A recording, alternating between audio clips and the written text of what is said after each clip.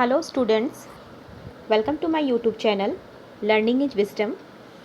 आप लोगों का स्वागत है हमारे यूट्यूब चैनल में। तो आज के इस वीडियो में मैं पढ़ाऊंगी क्लास 8 की बायोलॉजी चैप्टर 2, जिसका नाम है माइक्रो ऑर्गेनिजम्स फ्रेंड एंड फो। मैंने इसके part 1, part 2 and part 3 video बना दिए हैं। आप हमारे चैनल के प्लेलिस्ट में जाके इसे देख सकते हैं।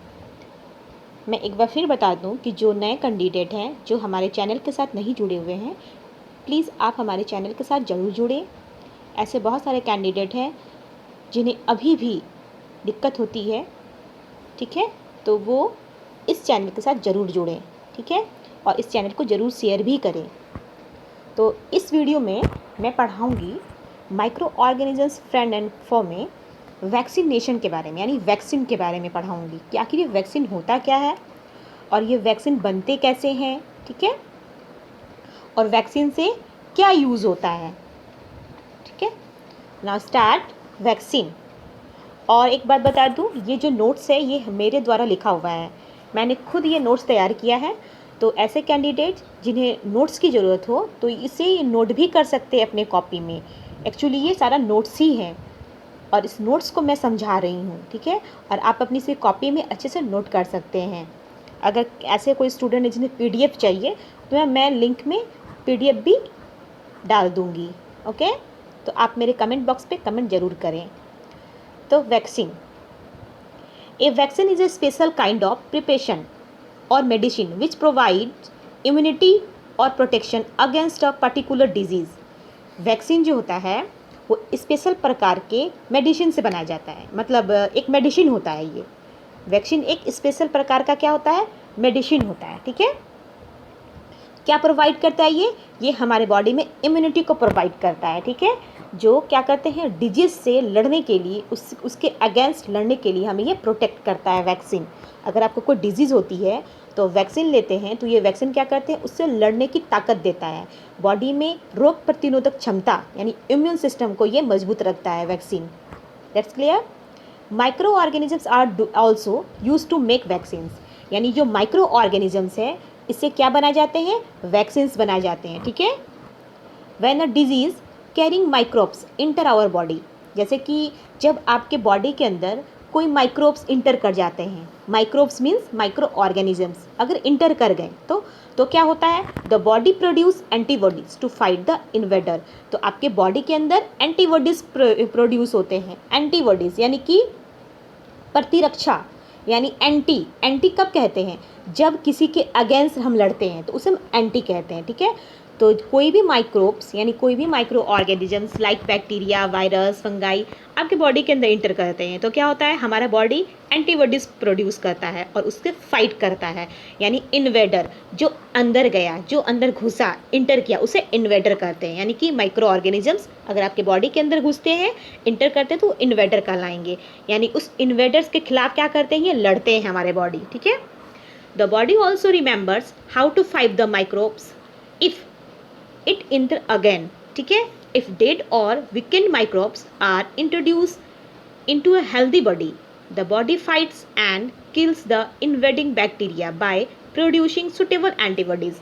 यहाँ क्या होता है, जैसे कि आपका बॉडी, जैसे आपके बॉडी में अगर कोई माइक्रोब्स क्या होता है, इंटर कर जाता है तो आपके बॉडी को ये रिमेंबर हो जाता है, ठीक है, कि ये माइक्रोब्स आपके बॉडी के अंदर घुसा है। आपकी बॉडी क्या करती है, उसे लड़ने के लिए तैयार रहती है, ठीक है, अगर इंटर करती है तो।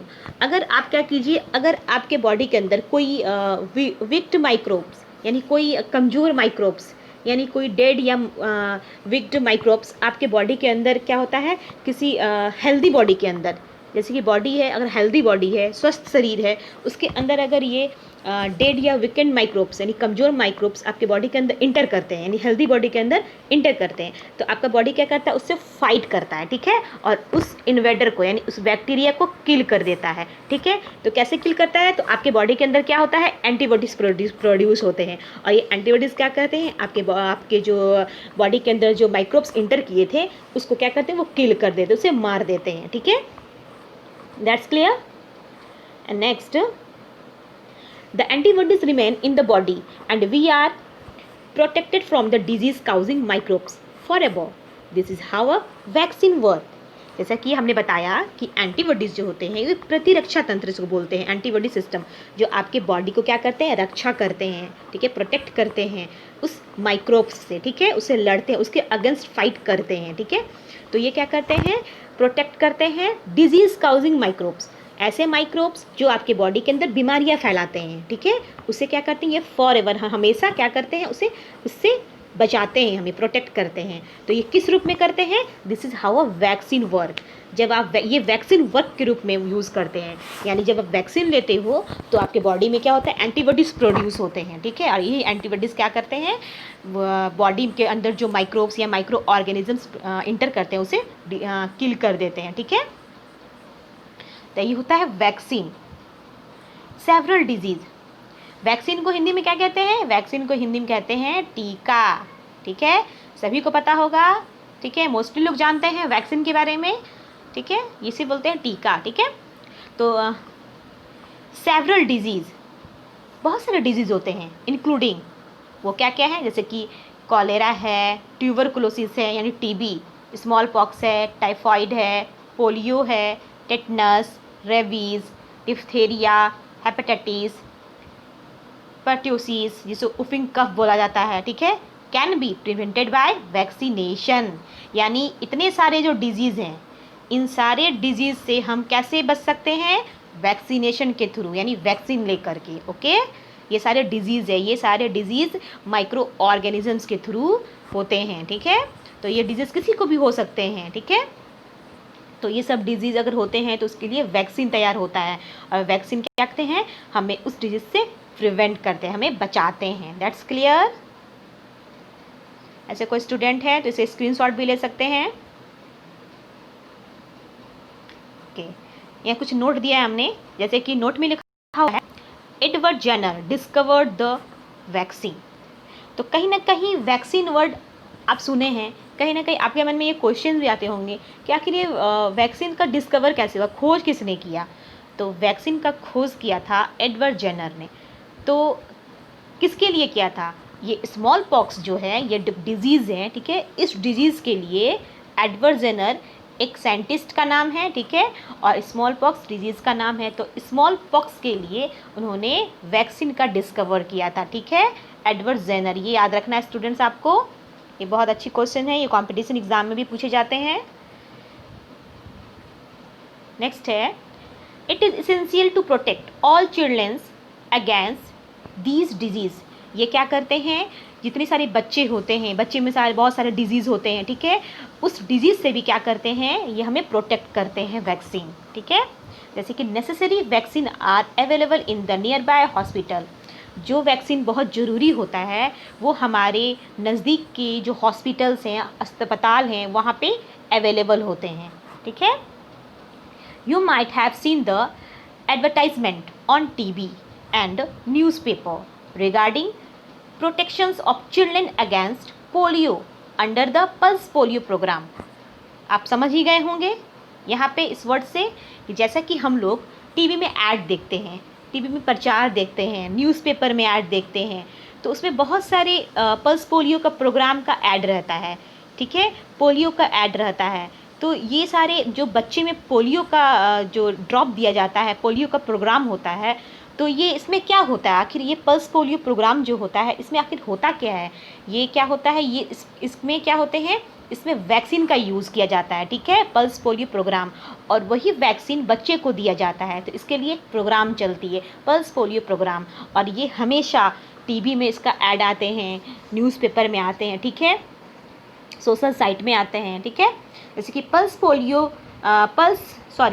पोलियो ड्रॉप्स, ये पोलियो ड्रॉप है, पल्स पोलियो प्रोग्राम में बच्चे को क्या दिया जाता है, पोलियो ड्रॉप, ठीक है, given to childrens are actually, ये जो पोलियो ड्रॉप दिए जाते हैं, एक्चुअली ये पोलियो ड्रॉप होता क्या है, ये एक्चुअली में होता है वैक्सीन, ठीक है, ये आपको याद रखना है, एक्चुअली में होता क्या है, वैक्सीन होता है, यानी बच्चे को वैक्सीन दिया जाता है, ठीक है, ताकि बच्चे में पोलियो की बीमारी ना हो आगे चल करके, ताकि वो वैक्सीन अगर बच्चे में जाता है तो वो बच्चा क्या होगा, उसके बॉडी के अंदर एंटीबॉडी जो होंगी वो लड़ने की क्षमता रखेंगे, okay. Next, a world wide campaign against smallpox has finally lead to its eradication from most part of the world. जैसे कि ये सारे जो है स्मॉल पॉक्स के अगेंस्ट ये सारी चीज़ वर्ल्ड वाइड हैं, यानी कि ये पूरे विश्व में फैले हुए हैं, ठीक है। वैसे पूरे विश्व में इसका प्रचार होता है, ठीक है। इसके अगेंस्ट, स्मॉल पॉक्स के अगेंस्ट लड़ने के लिए वैक्सीनेशन तैयार किए जाते हैं, ठीक है। अब next, under the national health program in our country, ठीक है। जैसे नेशनल हेल्थ प्रोग्राम के बारे में जान ही रहे होंगे आप लोग।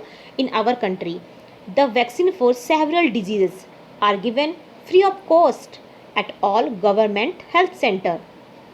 जैसे कि गवर्नमेंट के थ्रू एक हेल्थ सेंटर चलाया जाता है, ठीक है, जिसमें क्या होते हैं कि नेशनल हेल्थ प्रोग्राम हमारे कंट्री में होता है।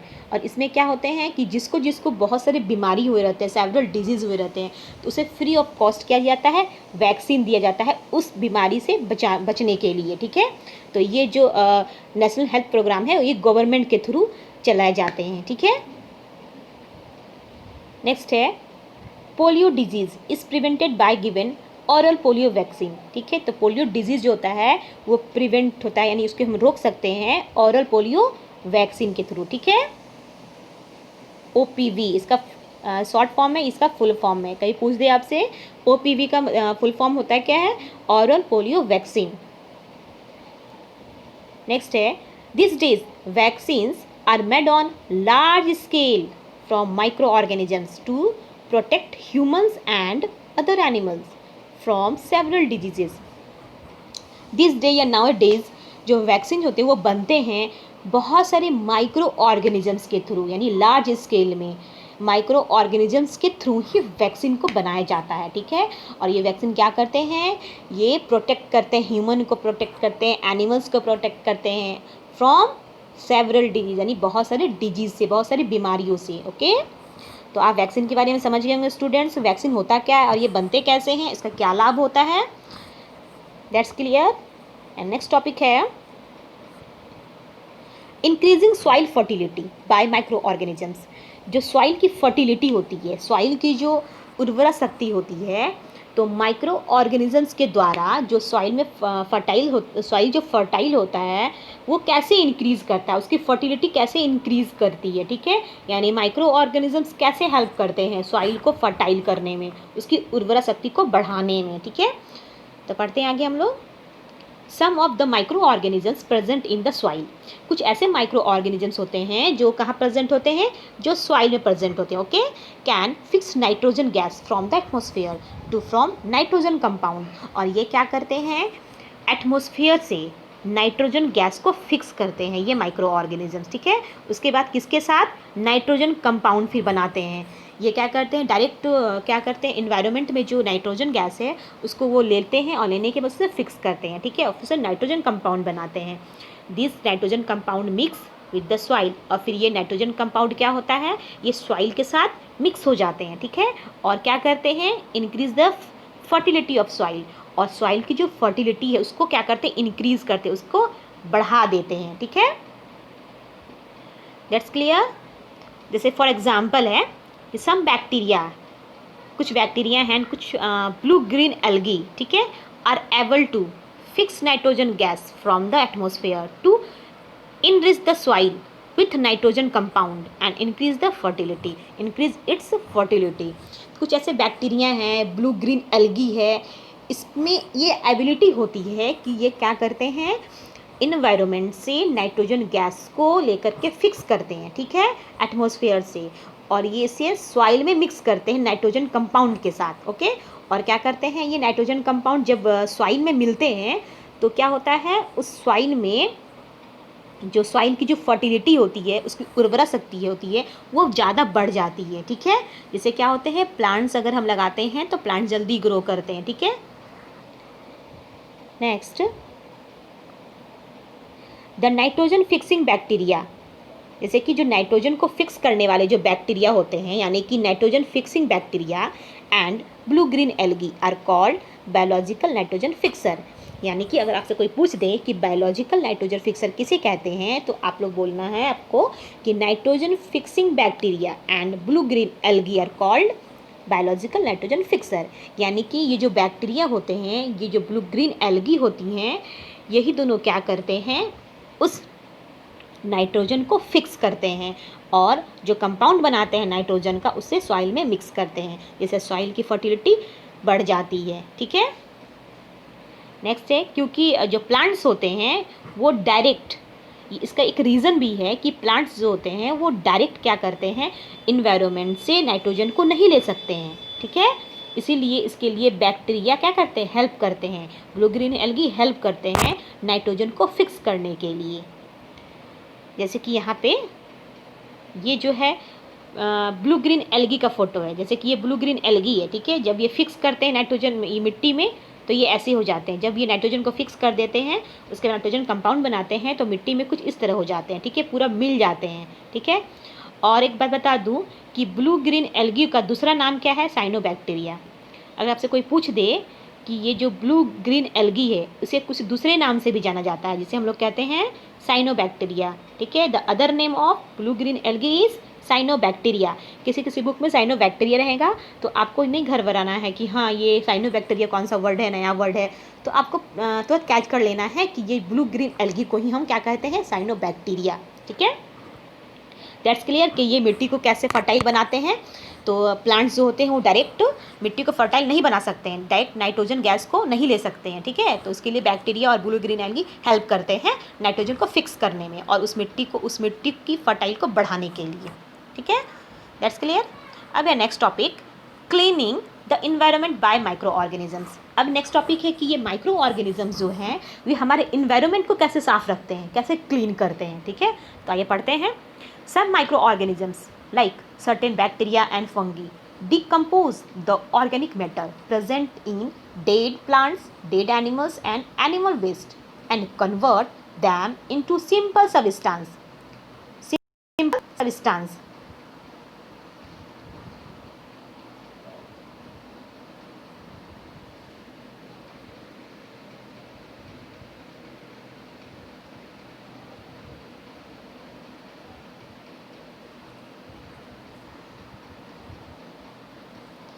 Simple substance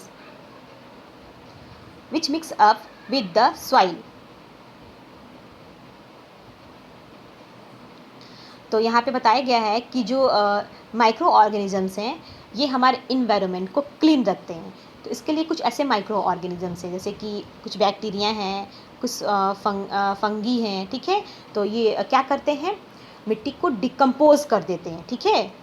ये डिकम्पोज कर देंगे तो किसको करेंगे, ऑर्गेनिक मैटर। जैसे ऑर्गेनिक मैटर क्या होता है, जैसे कि डेड प्लांट्स होते हैं, डेड एनिमल्स होते हैं, मरे हुए प्लांट्स, मरे हुए एनिमल्स। ठीक है। एनिमल वेस्ट, एनिमल्स के जो गंदे होते हैं। ठीक है। And convert them into simple substance. तो इसको ये क्या करते हैं, माइक्रो ऑर्गेनिजम्स, ये सारे माइक्रो ऑर्गेनिज्म इस सारे सब्सटेंस को सिंपल सब्सटेंस में चेंज कर देते हैं, कन्वर्ट कर देते हैं। ठीक है। With mix up with the soil, और फिर से क्या करते हैं, सॉइल में मिक्स कर देते हैं। Okay. This simple substance contain plant nutrients which are again used by new plants for their growth. तो ये सब सिंपल सब्सटेंस को ये क्या करते हैं, प्लांट्स क्या करते हैं, प्लांट्स इसे न्यूट्रिएंट्स के रूप में कंटेन करते हैं। ठीक है। जो सब्सटेंस को यानी सिंपल सब्सटेंस को ये बैक्टीरिया क्या करते हैं, कन्वर्ट करते हैं। तो इसके प्लांट्स क्या करते हैं, न्यूट्रिएंट्स के रूप में कंटेन कर लेते हैं। और आगे चल के क्या होता है, जब बाद में कोई न्यू प्लांट बनते हैं, उगाए जाते हैं, तो उस प्लांट्स को भी क्या होता है, न्यूट्रिशन मिल जाता है उस मिट्टी से। ओके। और प्लांट्स अच्छे से ग्रोथ करते हैं। Since microorganisms decompose the harmful and seemingly dead remains of plants and animal waste like feces, dung, urine, etc. in the harmless materials, they clean the environment. जैसे कि माइक्रो ऑर्गेनिजम्स क्या करते हैं, decompose करते हैं, यानी उसको सड़ा देते हैं। ठीक है।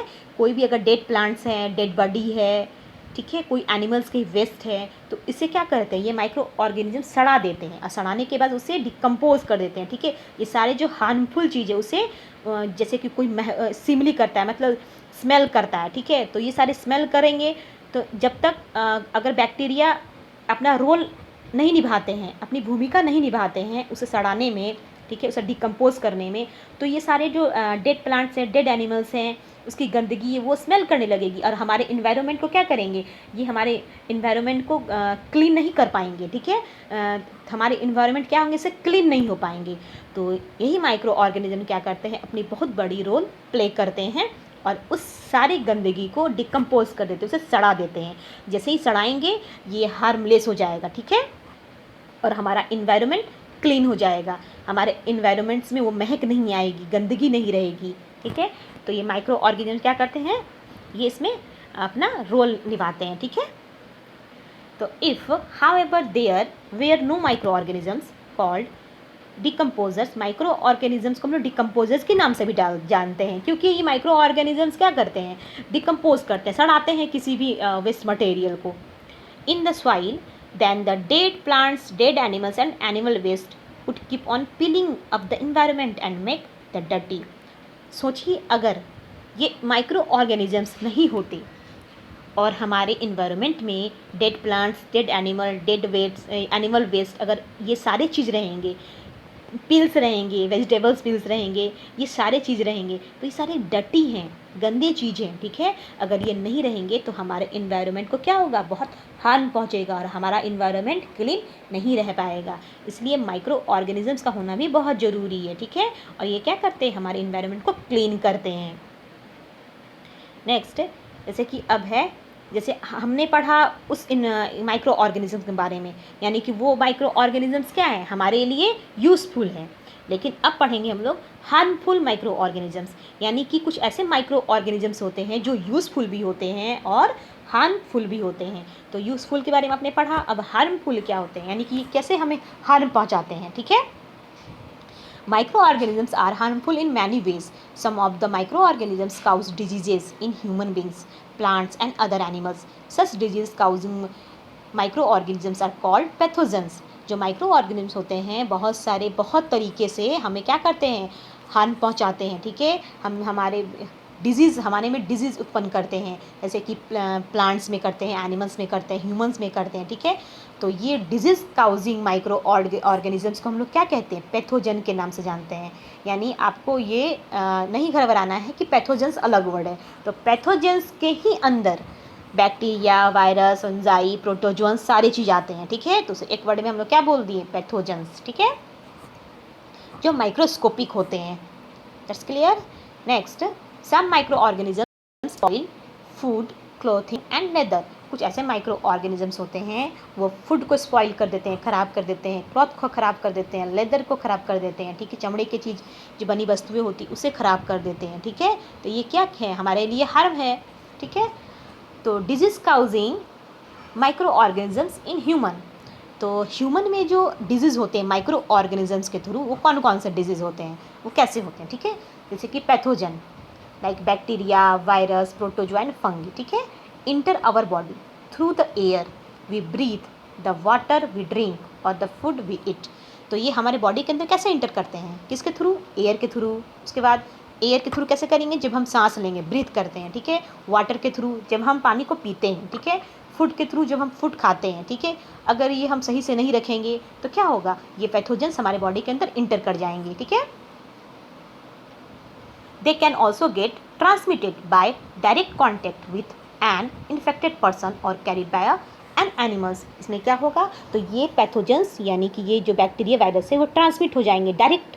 ठीक है, डायरेक्ट ट्रांसमिट कर जाएंगे। ये क्या करेंगे, जिस पर्सन को, जो इन्फेक्टेड पर्सन है, जो इन्फेक्टेड पर्सन है उसकी बॉडी से, या जिस एनिमल में ये बीमारी है उसकी बॉडी से ये क्या कर जाएंगे, ये दूसरे पर्सन के अंदर इंटर कर जाएंगे। ठीक है, जैसे microbial disease that can spread from in infected person to the healthy person. ये क्या होंगे, ये डिजीज़ माइक्रोबियल डिजीज़ यानी माइक्रो ऑर्गेनिज्म से फैलने वाले जो डिजीज़ होते हैं ये क्या करेंगे, स्प्रेड कर जाएंगे। ठीक है, फैलने लगेंगे जो इन्फेक्टेड पर्सन है। ठीक है, जिस पर्सन को ये बीमारी हुई है उससे क्या होगा, इन्फेक्ट होकर के ये हेल्दी पर्सन के अंदर चले जाएंगे। ठीक है, तो किसके थ्रू जाएंगे, इसके लिए कौन है एजेंट, तो एयर है, वाटर है, फूड है, यानी इन तीनों के थ्रू या फिजिकल कांटेक्ट, इसके थ्रू क्या होगा, ये इन्फेक्टेड पर्सन से ये जो बीमारियां हैं ये जो माइक्रो ऑर्गेनिजम्स के द्वारा जो फैलने वाली बीमारियां हैं वो क्या होंगे, हेल्दी पर्सन के अंदर चले जाएंगे। ठीक है, तो इस तरह के बीमारी को हम लोग क्या कहते हैं, इस प्रकार की बीमारी को हम लोग को कम्युनिकेबल डिजीज़ कहते हैं। ठीक है, कम्युनिकेबल डिजीज़ यानी किसी के संपर्क में रहना, किसी के टच में रहना। ठीक है, चाहे वो एयर के थ्रू फैले, चाहे वो वाटर के थ्रू फैले, चाहे वो फूड के थ्रू फैले। ठीक है, तो इस बीमारी को हम लोग क्या कहेंगे, कम्युनिकेबल डिजीज़। ठीक है, एग्जाम्पल जैसे कि some of examples of communicable disease, तो कम्युनिकेबल डिजीज़ के एग्जाम्पल क्या क्या हैं, जैसे कॉमन कोल्ड खांसने से, ठीक है, cholera, chicken pox, tuberculosis, malaria, AIDS, ये सारी जो बीमारियां हैं, ये सारे जो डिजीज़ हैं ये कम्युनिकेबल हैं, किसी के संपर्क में रहने से, टच में रहने से ये बीमारियाँ फैलती है। ठीक है, खांसने से ये स्प्रेड होता है, इसके जर्म्स स्प्रेड होते हैं। ठीक है, next, when a person suffering from common cold, जैसे कि जब कोई पर्सन क्या है, कॉमन कोल्ड से सफरिंग है, यानी उस बीमारी से वो ग्रसित हैं, उसे कॉमन कोल्ड हुआ है, जैसे कि स्नीज हुई है, वो छींकता है। ठीक है, उसके छींकने से क्या होगा, फाइन ड्रॉपलेट्स, छोटे छोटे ड्रॉपलेट्स, यानी जो पानी की बूंदें होती है, ड्रॉपलेट्स होती हैं, of moisture carrying thousand of virus are spread in the air, और उसके अंदर बहुत सारे वायरस क्या होते हैं, रहते हैं उस ड्रॉपलेट्स में। जब वो कोई पर्सन छींकता है, जब वो कोई पर्सन कॉमन कोल्ड से क्या सफरिंग है, बीमार है, तो जब छींकेंगे तो उसके फाइन ड्रॉपलेट्स में छोटे छोटे बहुत सारे वायरस होंगे, थाउजेंड ऑफ वायरस, और वायरस क्या करते हैं, उस एयर में स्प्रेड करते हैं। इसलिए बोलना चाहिए कि जब भी आप खांसो या स्नीज करो, छींक करो, तो आपको हाथ में रुमाल रखनी चाहिए। ठीक है, द वायरस में enter the body of healthy person while breathing and causing infection, तो ये क्या होगा, वायरस क्या करेंगे, यही वायरस जो एयर में स्प्रेड हो जाएंगे तो ये क्या करेंगे, बॉडी के अंदर इंटर करेंगे इस हेल्दी पर्सन में, और हेल्दी पर्सन को क्या हो जाएगा, वो उसमें इन्फेक्शन हो जाएगा। ठीक है, और उसे वो बीमारी होने लगेगी। That's clear. अब है disease causing micro organisms in human.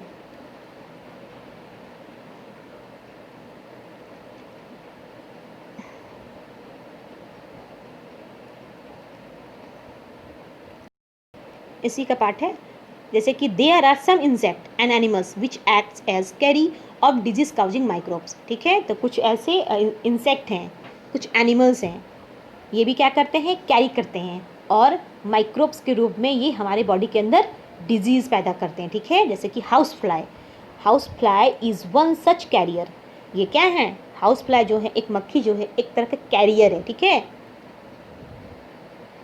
The flies sit on the garbage and animals excrete, ये फ्लाइज क्या करती हैं, ये मक्खियाँ क्या करती हैं, गंदे जगह पर बैठ जाती हैं। ठीक है, एनिमल के एक्सक्रीट में, एनिमल की वेस्ट चीज़ में वो बैठ जाती हैं। ठीक है, pathogens stick to their bodies when their flies sit on under cover food, they may transfer of pathogens, whoever eats the contaminated food is likely to get sick। इससे क्या होता है, जब अनकवर्ड, जब आप कोई फूड खाते हो या कुछ ऐसे खाने की वस्तुएं रखते हो, इडेबल थिंग्स रखते हो, अगर उसे आप अनकवर्ड रखते हो, उसे कवर करके नहीं रखते हो, तो वो क्या करती है, हाउस फ्लाई वहाँ जाके बैठ जाती हैं। जब बैठेंगी वहाँ पे तो बहुत सारे पैथोजेंस को स्प्रेड कर देती है, क्योंकि उस गंदगी में क्या है, बहुत सारे पैथोजेंस है, बहुत सारे माइक्रोब्स हैं, और वो क्या करती है, एक जो हाउस फ्लाई है वो कैरियर का काम करती है, वो उस जगह में बैठ जाएगी और उस हाउस फ्लाई के लेग में, उसके विंग्स में क्या बैठ जाएंगे, वो पैथोजेंस बैठ जाएंगे। ठीक है, और यही हाउस फ्लाई जब किसी फूड में जाके बैठती है तो सारे पैथोजेंस वहाँ स्प्रेड कर देती है, और जब आप उस फूड को खाओगे तो आप ऑब्वियस सिक हो जाओगे, बीमार पड़ जाओगे। ठीक है, यानी वो फूड कंटामिनेट हो जाता है, वो फूड गंदा हो जाता है, दूषित हो जाता है। ठीक है, और वो फूड आपके लिए क्या होता है, हार्मलेस होता है, और आप क्या हो जाएंगे, सिक हो जाएंगे, बीमार पड़ जाएंगे उसे खा करके। So it is advisable to always keep food covered, avoid consuming uncovered items of food। इसलिए हम लोग को ये हमेशा एडवाइस देना चाहिए कि फूड को हमेशा क्या करें, कवर करके रखें, ढक करके रखें। ठीक है, और किसी फूड को ये नहीं ढकने वाला चीज़, जैसे कोई होते हैं पर्सन, वो क्या करते हैं, फूड को नहीं ढकते हैं, वैसे ही छोड़ देते हैं। ठीक है, तो ये चीज़ हमें अवॉइड करना चाहिए, हमें क्या करना चाहिए, फूड को हमेशा ढक करके रखना चाहिए। ठीक है, कवर करके रखना चाहिए, चाहे फूड के कोई भी आइटम्स हो। Okay, that's clear. से एग्जाम्पल है अनदर एग्जाम्पल ऑफ कैरियर, एक एग्जाम्पल हमने बताया हाउस फ्लाई के बारे में, वो कैरियर के रूप में यूज़ कर रहे हैं, ठीक है। Another example of carrier is female anopheles mosquito, सभी कोई जानते हैं फीमेल एनोफिलिस के बारे में, एक मॉस्क्यूटो का नाम है, which carries to parasite of malaria. तो ये क्या कैरी करती हैं, ये मलेरिया का पैरासाइट को कैरी करती हैं, और इस मलेरिया के पैरासाइट का नाम क्या है, प्लाज्मोडियम, ठीक है। Female aedes mosquito acts as carrier of dengue virus, और फीमेल एडिस मॉस्क्यूटो, यहाँ पे दो तरह के मॉस्क्यूटो का नाम दिया गया है, एक है फीमेल एनोफिलिस मॉस्क्यूटो जिससे मलेरिया होती है, और एक होता है फीमेल एडिस मॉस्क्यूटो जिससे डेंगू नाम की बीमारी होती है, ठीक है। तो फीमेल एनोफिलिस जो मॉस्क्यूटो है वो क्या कैरी करती है, वो कैरी करती है पैरासाइट ऑफ मलेरिया यानी प्लाज्मोडियम को, ठीक है।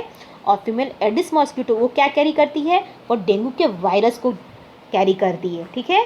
तो ये क्या है, एक कैरियर के रूप में ये दोनों काम कर रही है, ठीक है। तो ये सारे क्या है, ये सारे जो बीमारी फैलाते हैं ये ह्यूमन बींग्स में फैलाते हैं, ठीक है।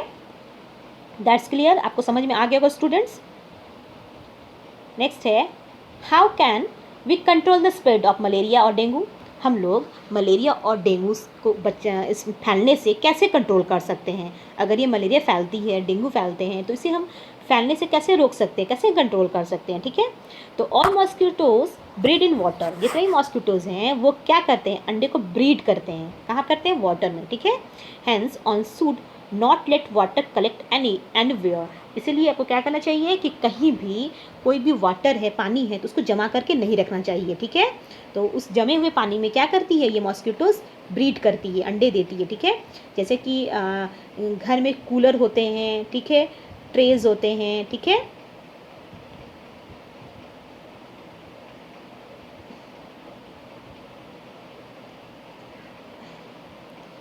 कूलर होते हैं, ट्रेज होते हैं, फ्लावर पॉट होते हैं, तो ये सारे चीज़ जो हैं, ठीक है। तो ये सारी चीज़ में क्या करती हैं, ये पानी अगर जमा रहता है वहाँ पे तो ये मॉस्किटोज ब्रीड करने लगती है, ठीक है, और अंडे देने लगती है। किसी by keeping the surrounding clean and dry we can prevent mosquito from breeding. तो हमें क्या करना चाहिए, हमें अपने सराउंडिंग एरिया को क्लीन करके रखना चाहिए, उसे साफ़ करके रखना चाहिए, उसे ड्राई करके रखना चाहिए, सूखा करके रखना चाहिए, तभी हम क्या हो सकते हैं उस मॉस्किटो से और उस मलेरिया या डेंगू से प्रिवेंट हो सकते हैं, उससे बच सकते हैं, ठीक है। ताकि जब ये ब्रीड ही नहीं करेगी तो ये इसकी संख्या बढ़ेगी ही नहीं, ठीक है। तो हमें इसकी संख्या को न बढ़ने देने के लिए क्या करना होगा, इन्वायरमेंट को क्लीन करना पड़ेगा, अपने सराउंडिंग एरिया को हमेशा साफ सुथरा रखना पड़ेगा और ड्राई करके रखना पड़ेगा। That's clear student. जैसे कि यहाँ पे कुछ डिजीज़ के नाम दिए गए हैं जो माइक्रो ऑर्गेनिजम्स के थ्रू ह्यूमन बींग्स में होते हैं। जैसे कि ये बीमारी का नाम जैसे कि है ह्यूमन डिजीज़, ठीक है। इसमें है ट्यूबरकुलोसिस, ठीक है, इसके किसके कारण होता है, बैक्टीरिया के कारण होता है। इसका मोड ऑफ ट्रांसमिशन क्या है, एयर, ठीक है। फिर प्रिवेंट कैसे कर सकते हैं, पेशेंट को क्या करना चाहिए, आइसोलेशन में रखना चाहिए, ठीक है। इसके बाद क्या करना चाहिए, इसमें वैक्सीन लेना चाहिए, ठीक है। मिसेल्स ये वायरस के थ्रू होते हैं, मोड ऑफ ट्रांसमिशन क्या है, एयर, इसका भी सेम यही है। चिकन पॉक्स ये भी वायरस के थ्रू होते हैं, इसका मोड ऑफ ट्रांसमिशन एयर के कांटेक्ट में, ठीक है, और इसका भी सेम है यही। पोलियो वायरस के थ्रू होते हैं, ठीक है, मोड ऑफ ट्रांसमिशन एयर या वाटर, और इसका प्रिवेंटेशन यही है, यानी कि इसी आइडिया को आपको रखना है जिससे आप प्रिवेंट हो सकते हैं, ठीक है। नेक्स्ट है कॉलेरा, ये बैक्टीरिया से होते हैं, इसका मोड ऑफ ट्रांसमिशन वाटर है, फूड है। इसके लिए क्या करना होगा, कैसे हम बच सकते हैं, मेंटेन पर्सनल हाइजीन, आपको खुद से यानी कि अपना पर्सनल हाइजीन रखना होगा, आपको खुद साफ़ सुथरा रहना होगा, ठीक है। सैनिटरी हैबिट्स, अच्छी आदतें को अपनाना होगा, ठीक है। कोई भी फूड है वो पूरी तरह से पका होना चाहिए तभी आप उसे कंज्यूम कीजिए, ठीक है। ड्रिंक को पीजिए, बॉयल किया हुआ ड्रिंक को, ठीक है। और उसमें वैक्सीनेशन, ये सारे क्या है, प्रिवेंटेशन आइडियाज़ हैं, ठीक है। टाइफाइड बैक्टीरिया से होते हैं, इसका मोड ऑफ ट्रांसमिशन वाटर है और प्रिवेंटेशन आइडिया सेम है। उसके बाद नेक्स्ट है हेपेटाइटिस ए, ये वायरस के थ्रू होते हैं, मोड ऑफ ट्रांसमिशन वाटर, ठीक है। इसके लिए क्या प्रिवेंटेशन है, ड्रिंक बॉइल्ड ड्रिंकिंग वाटर, ठीक है। वैक्सीनेशन, आपको क्या करना है इसमें मतलब जो भी पानी पीना है आपको बॉयल किया हुआ पानी पीना है, ठीक है, और वैक्सीनेशन यूज़ करना है। उसके बाद मलेरिया, ये प्रोटोजोन से होता है, ठीक है, यानी इसका मोड ऑफ ट्रांसमिशन मॉस्क्यूटो, यानी मॉस्क्यूटो क्या है, कैरियर है, उसका नाम क्या है, फीमेल एनाफिलिस मॉस्क्यूटो, जिससे मलेरिया होती है। यूज़ मॉस्क्यूटो नेट्स, आपको क्या करना है इससे बचने के लिए, मॉस्क्यूटो नेट का यूज़ करना है। रेपिलियंट्स, यानी रेपिलियंट्स में क्या आते हैं, बहुत सारे क्रीम्स आते हैं जैसे ओडोमास, ठीक है, ये सब क्या है, रेपिलियंट्स है, उससे बचने के लिए, ठीक है। स्प्रे है, इंसेक्टिसाइड्स स्प्रे है। उसके बाद आपको क्या है ना, वाटर को कलेक्ट करके नहीं रखना है एक जगह, अगर कलेक्ट करके रखते हैं तो वहाँ मॉस्क्यूटो क्या करती है, ब्रीड करने लगती है, ठीक है। अपने सराउंडिंग एरिया को साफ रखना है, तो ये प्रिवेंटेशन है। ये सारे ह्यूमंस में जो डिजीज़ हैं आप इससे वैसे बच सकते हैं, ठीक है। आपको पता चल गया कि इसका मोड ऑफ ट्रांसमिशन क्या है और ये किसके द्वारा फैलता है, दैट्स क्लियर। बीमारी का नाम भी पता चल गया। अब नेक्स्ट टॉपिक है डिजीज़ काउजिंग माइक्रो ऑर्गेनिजम्स इन एनिमल्स। तो ये एनिमल्स में कैसे, जैसे कि हमने ह्यूमंस के बारे में बताया, तो एनिमल में ये माइक्रो ऑर्गेनिजम्स कैसे डिजीज़ फैलाते हैं, ठीक है। तो several micro organisms not only cause disease in humans and plants but also in other animals. बहुत सारे माइक्रो ऑर्गेनिजम्स जो होते हैं वो केवल ह्यूमंस और प्लांट्स में भी नहीं फैलाते हैं, वो एनिमल में भी बीमारी फैलाते हैं, ठीक है। जैसे एग्जाम्पल में एंथ्रेक्स, ठीक है, is a dangerous human and cattle disease caused bye bacterium, ठीक है। ये जो एंथ्रेक्स एक बीमारी का नाम है और ये एक डेंजरस बीमारी होती है, ठीक है। ये ह्यूमंस में भी पाया गया है और ये कैटल्स, यानी कि जैसे कैटल्स में क्या आते हैं जानवर, जैसे गाय, ठीक है, जैसे काओ, बुफेलोज, ये सारे कैटल्स हैं। तो ये सब में क्या होते हैं, एंथ्रेक्स नाम की बीमारी होती है। ये किसके द्वारा होता है, बैक्टीरियम, यानी बैक्टीरिया के द्वारा, ठीक है। Foot and mouth disease of cattle is caused bye a virus, ठीक है। माउथ डिजीज़, फुट का डिजीज़, पैर में जो डिजीज़ होते हैं एनिमल्स के, माउथ में जो डिजीज़ होते हैं यानी कैटल्स के, ये सारे वायरस के थ्रू भी क्या होते हैं, डिजीज़ काउज होते हैं, ठीक है। नेक्स्ट कुछ नोट दिए हमने, जैसे कि यहाँ पे Robert Koch 1876 discovered the bacterium यानी बेसिलस एंथ्रेसिस, ठीक है, विच काउज एंथ्रेक्स डिजीज़। यानी रॉबर्ट कोच जो है एक साइंटिस्ट का नाम है, उन्होंने ये बैक्टीरियम का क्या किया, डिस्कवर किया था, ठीक है। और ये बैक्टीरियम क्या डिजीज़ काउज करते हैं, एंथ्रेक्स डिजीज़, ठीक है। और ये एंथ्रेक्स डिजीज़ किस में होता है, ह्यूमंस में एंड कैटल्स में, यानी जानवर्स में, दैट्स क्लियर। अब है next topic disease causing micro organisms in plants. जैसे हमने ह्यूमंस के बारे में पढ़ा, एनिमल्स के बारे में पढ़ा, तो प्लांट्स में माइक्रो ऑर्गेनिजम्स कैसे डिजीज़ काउज करते हैं, ठीक है। Several micro organisms cause disease in plants like wheat, rice, potato, sugarcane, orange, apple and others. ये सारे प्लांट्स के नाम है, ठीक है। तो ये सारे इस सारे प्लांट्स में क्या होते हैं, डिजीज़ काउज होते हैं, किसके थ्रू, माइक्रो ऑर्गेनिजम्स के कारण। The disease reduce the yield of crop, अगर ये क्या करते हैं, ये माइक्रो ऑर्गेनिजम्स क्रॉप्स के इल्डिंग पावर को रिड्यूस कर देते हैं, ठीक है। ये क्रॉप्स नहीं बढ़ पाएंगे, अगर ये क्रॉप्स को अगर लगाते हैं, अगर ये बीमारी हो जाती है तो क्रॉप्स मरने लगते हैं, ठीक है। उसमें बहुत सारी बीमारियां होने लगती है, वो सड़ने लगते हैं, ठीक है। उसकी जो इल्डिंग एबिलिटी होती है, ठीक है, बढ़ने की एबिलिटी होती है, ग्रो करने की एबिलिटी वो घट जाती है। They can be control by the use of certain chemicals which kill the microbes. तो इसे कंट्रोल करने के लिए कुछ केमिकल्स का यूज़ किया जाता है, कुछ सर्टेन केमिकल्स, और ये केमिकल्स क्या करते हैं, उस माइक्रोब्स को यानी उस माइक्रो ऑर्गेनिजम्स को किल कर देते हैं और ये प्लांट्स फिर पहले की तरह अच्छे हो जाते हैं, ठीक है। तो आगे पढ़ते हैं हम लोग कि ये प्लांट्स में कौन कौन सी बीमारी होती है, जैसे कि some common plants disease cause by micro organisms, ठीक है। जैसे कि प्लांट डिजीज़ का नाम क्या है, इसे सिट्रस कैंकर, ये प्लांट डिजीज़ का नाम है, ठीक है। और ये किसके थ्रू होता है, माइक्रो ऑर्गेनिज्म से बैक्टीरिया के थ्रू होता है। मोड ऑफ ट्रांसमिशन क्या है, एयर है, ठीक है। रस्ट ऑफ व्हीट, ठीक है, ये किसके थ्रू होता है, फंगी के कारण होता है, ये भी क्या एक माइक्रो ऑर्गेनिजम्स है। मोड ऑफ ट्रांसमिशन एयर है, ठीक है। सीड्स हैं, अगर कोई सड़े हुए सीड्स हैं, हमने शायद पिछली वीडियो में सीड के बारे में बताया था, शायद चैप्टर 1 में हमने बताया था क्रॉप प्रोडक्शन में सीड के बारे में। अगर कोई ख़राब सीड होता है या कोई सड़ी हुई सीड होती है, किसी सीड को अगर बीमारी होती है, अगर वो हम लगा देते हैं तो प्लांट्स में भी वो बीमारी हो जाएगी, ठीक है।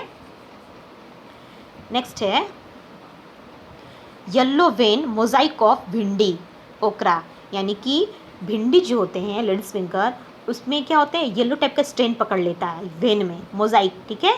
तो ये किसके थ्रू होता है, वायरस के थ्रू, ठीक है। ये बीमारी का नाम है, याद रखना है, ठीक है। और किसके थ्रू होता है, ये इंसेक्ट, कोई इंसेक्ट क्या करेंगे, अगर उस भिंडी के अंदर घुस जाते हैं तो क्या होता है, उसके भिंडी का जो लेयर होता है उसमें येलो वेन, येलो टाइप का स्टेन दिखने लगता है। ठीक है, जिससे क्या पता चलता है कि उस भिंडी में वो बीमारी हो गई है। ठीक है, ये किसके थ्रू होता है, इंसेक्ट के थ्रू। ठीक है, यानी ट्रांसमिशन क्या है इसका, मोड ऑफ ट्रांसमिशन इंसेक्ट, और ये वायरस के कारण होता है। ठीक है, दैट्स क्लियर, आप लोग समझ गए होंगे स्टूडेंट्स। जैसे हमने ह्यूमन के बारे में बताया, प्लांट्स के बारे में बताया। ठीक है, तो ऐसे स्टूडेंट्स जिन्हें प्रॉब्लम हो रही, मतलब समझने में कोई दिक्कत हुई हो, तो आप कमेंट बॉक्स में कमेंट ज़रूर करेंगे। ठीक है, हो सकता है कि अगर दिक्कत हुई तो मैं दोबारा बता दूँगी। जिन्हें PDF चाहिए, ऐसे स्टूडेंट जिन्हें PDF चाहिए, तो मैं डिस्क्रिप्शन में PDF डाल दूँगी। ठीक है, तो अब नेक्स्ट वीडियो में हम लोग पढ़ेंगे फूड पॉइजनिंग, यानी फूड जो होता है वो कैसी, मतलब फूड पॉइजन जो होता है वो कैसे हो जाता है। ठीक है, फूड ख़राब कैसे हो जाते हैं, और उसके प्रिवेंटेशन, वो उसको हम कैसे प्रिवेंट कर सकते हैं। ठीक है, उसके बारे में पढ़ेंगे हम लोग। तो आज के लिए स्टूडेंट इतना ही। Thank you so much and take care.